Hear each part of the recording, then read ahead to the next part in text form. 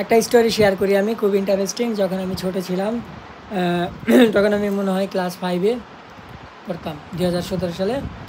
তো ঈদের সময়, ঈদের দিন আমার টাকা দিয়েছে 500 টাকা। আমি 500 টাকাতে কী করছি, ওই যে গেম আছে আর কি, গেমের কিনতে পাওয়া যায় কন্ট্রোলার সহ, এত বড় বড় কন্ট্রোলার, আর এই যে মোবাইলের মতো আর কি স্ক্রিন, কিন্তু যে ল্যাপটপের মতো খোলা যায় আর কি, ওই গেম কিনে আনছি ঈদের দিন। আমারে কি মায়ের, আমার একটা বন্ধু আছিল তখন, এখনও আছে, হৃদয়, ও দেখছে আমার কি মায়ের, সেরকম মায়ের, এমন মায়ের দেওয়া দিছে, মানে খুব, মানে জীবনও আমি হওয়ার পর থেকে ওরকম মায়ের খাই নাই যে মায়ের দিয়েছে আমারে ঈদের দিন সেদিন।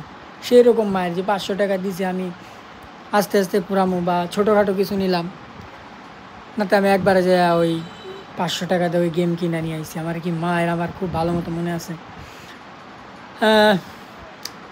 এখন আমার কাছে না হইলেও আপনার 6-7 লাখ টাকা দিয়া গেমিং পিসে নেওয়ার মতো অ্যাবিলিটি আছে।